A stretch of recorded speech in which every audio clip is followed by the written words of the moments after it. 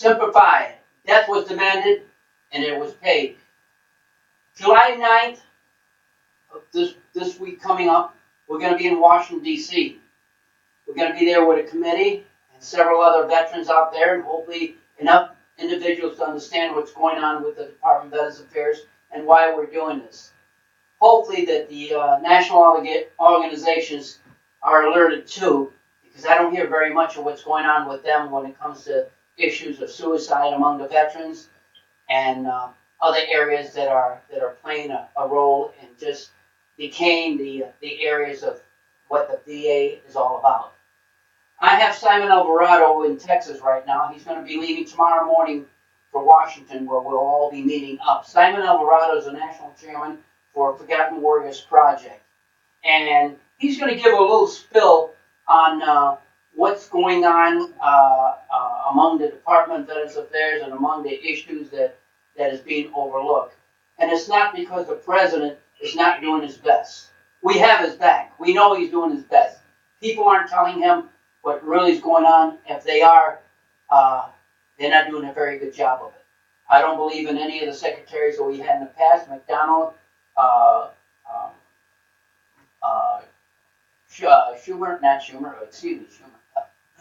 Shulkins, the last secretary that was aboard, and now this assisting secretary that's on now, Robert Wilkes. I don't trust any of these guys. Okay, I don't think the president's going to get the truth. He needs the truth from the veterans. That's from you and I, and expose everything that we can, no matter if they like it or not. We have to have the president's back. He's watching over the veterans. We have to watch over him. Simon, how you doing this morning? Not so bad, Gene. We're getting ready for tomorrow morning, so we'll be heading out. Sammy's gonna pick me up, and we're gonna take our road trip. So, but we're excited. We're ready to go. And like you mentioned before, it's hard to imagine that that we would be treated this way. This July this month, I was in Vietnam in 1970. Okay. So, to me, it's like, and I think that for many veterans, it's just like being yesterday, But I think what makes it worse is, I read and I hear about all the stuff that's going on with veterans, especially down in Phoenix, Arizona, where you had over 300 veterans that died waiting for an appointment for treatment, and yet no one was held accountable. Let me ask you a question. Let me stop you right there. Would you call that malpractice? So in my mind, I'm thinking I would call it negligent homicide. Okay, because they were negligent by double scheduling veterans. Okay, and the reason they did this was so they could look bad. So they could look good. They wanted to look good, so they did a second set of records for appointments. And as a result of it, a lot of veterans died.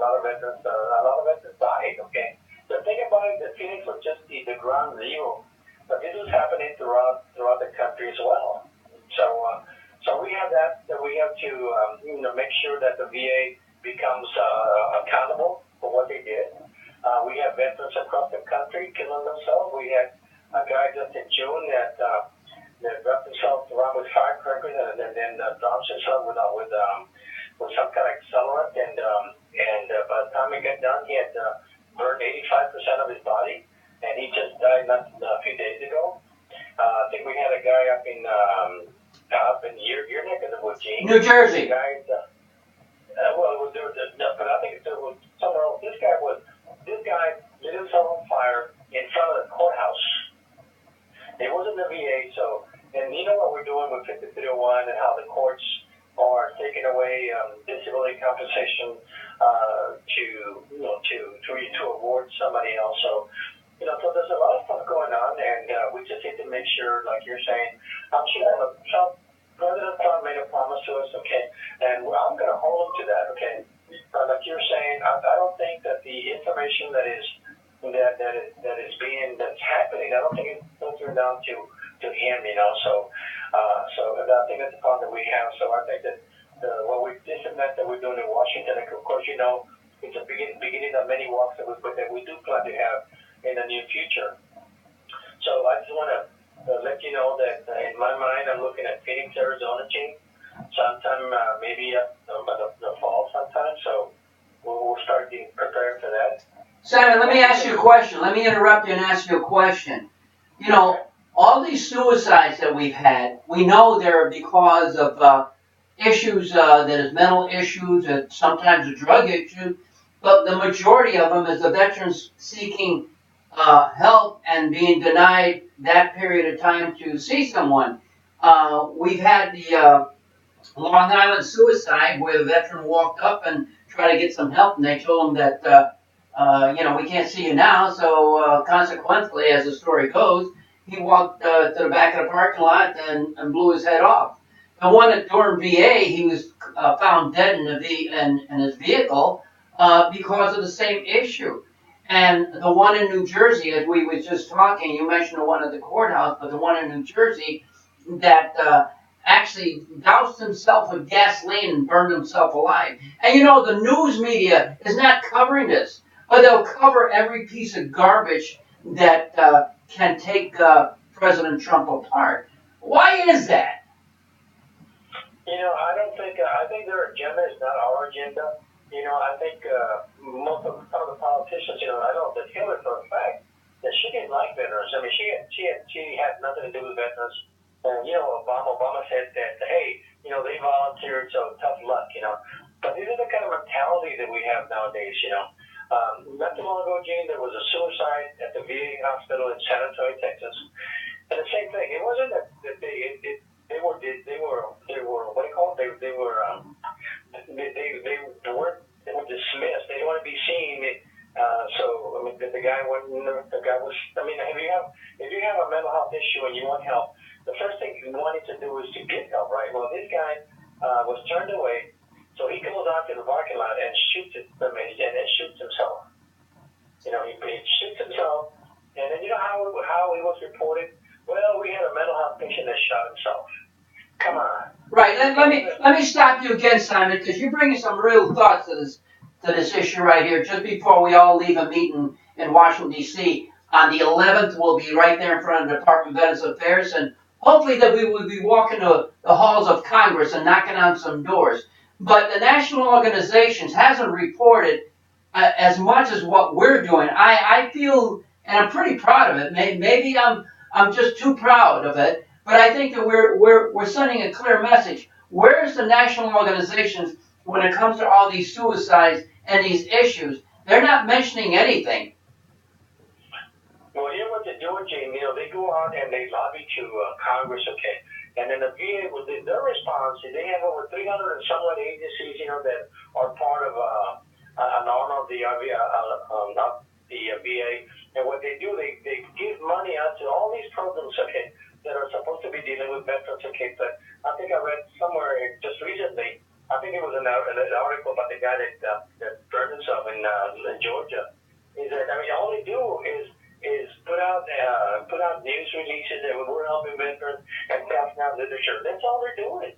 You mentioned something about the DAV and the amount of money that they get as far as their wages and their pay increase. What is that? Well, Gene, I was really offended when I read that. And I think there's a couple articles that came out. And I think at this point it's hard to believe which one is true, but when you look at a salary of $300,000 to $500,000 a year to be a commander, okay, and then you have other subsequent members of the DAV and the VFW, they're all the same. They're getting paid for all this. Hey, what happened to being a volunteer? Now these people go to Congress and they lobby. These guys are lobbies. They also lobby for the VA. And if you look at the DAV down in up in your neck of the woods again, Gene, the one where they're advocating for all these benefits for women veterans. We're talking about daycare and so on and so forth. Hey, look, Gene, we're male veterans, okay, and some might be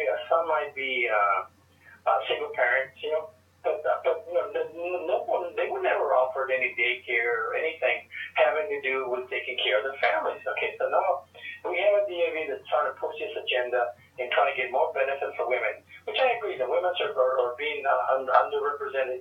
But you know what? In my mind, Gene, it's the Department of Veterans Affairs.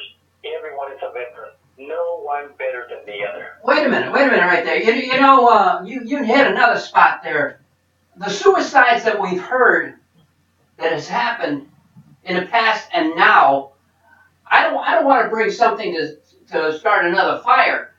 But you know, what the DAV is doing, trying to bring in another picture into more money and more this and more that, and actually filling their pockets up with the big wheels with their big bucks, and the little people is doing the volunteer work and getting nothing out of it, really, is that how many women's suicide issues has come up, or we know? I only know of one, Gene, and it happened a long time ago. The VA tried to use, the VA uses different type of treatment modalities for PTSD, right? Yeah. Well, a few years back, they tried, I think it was some cognitive therapy, and that's where you confront your issues and whatever. Well, there was a female veteran, okay, that this was being imposed upon her, okay, so she killed herself. She's the only one that I know, and based on what I read and based on what I understand, is that this woman killed herself as a result of her confrontation with her combat experiences or whatever experience she might have had. Mm-hmm. She's the only one, Jane. Well, here's another good one. We have these women protesters or setting up another march trying to change the words that Abraham Lincoln has stated for those who borne the battle to the widows and their orphans. And I really don't see where they're stepping up to the plate to back up the issues of what the national organization is not doing or not attempting to step up to declare an all-out war on these issues of suicide that is happening within the VA and on their grounds. I don't see the national organization doing a damn thing. That's pretty sour, especially when you know they're having all these meetings.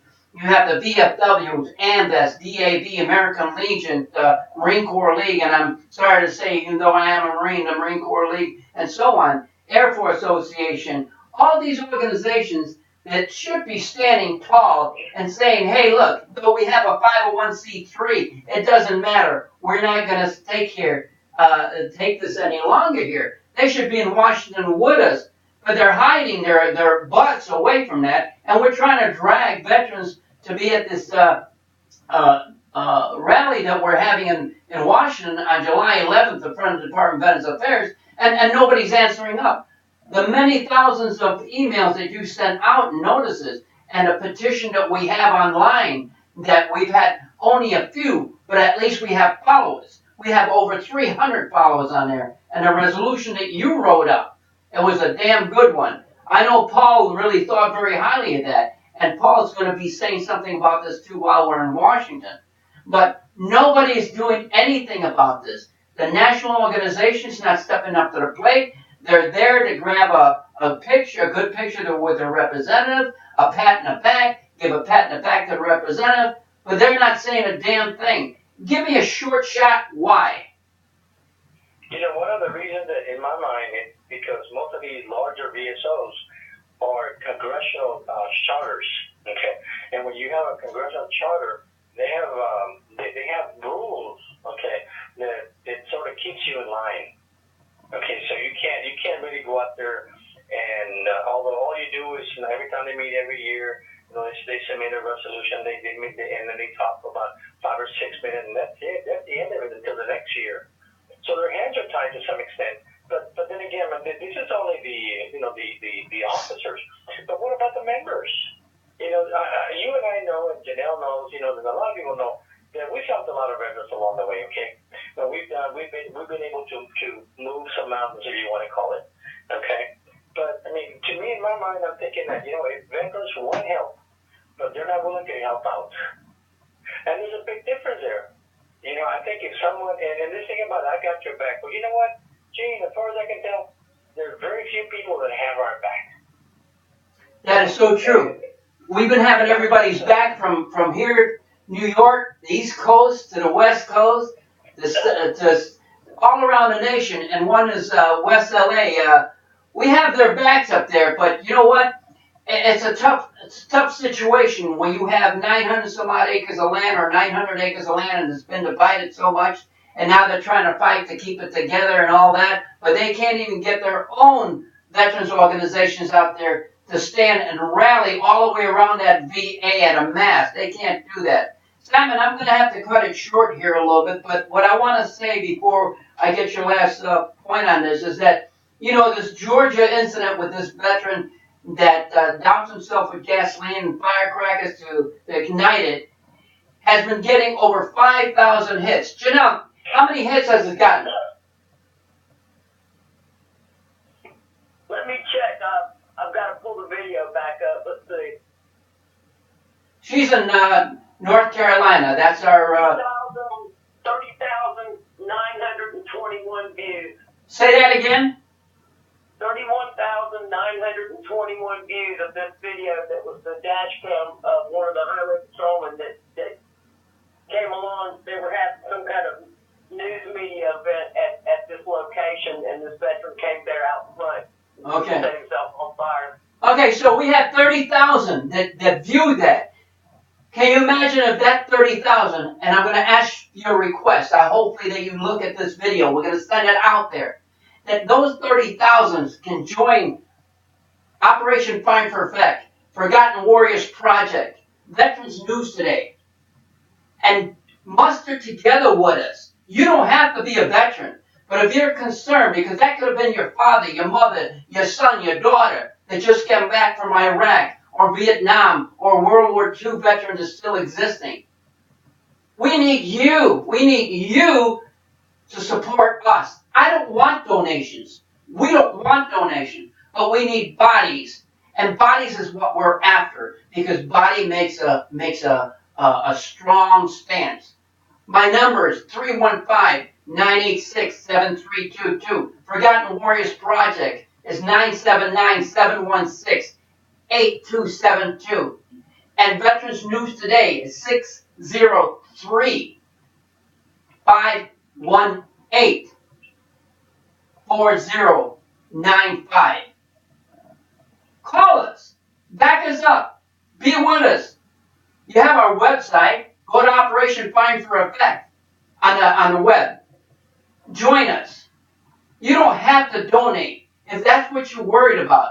We need your voice. We need your spirit to do what it's got to take. These 5 flags behind me, and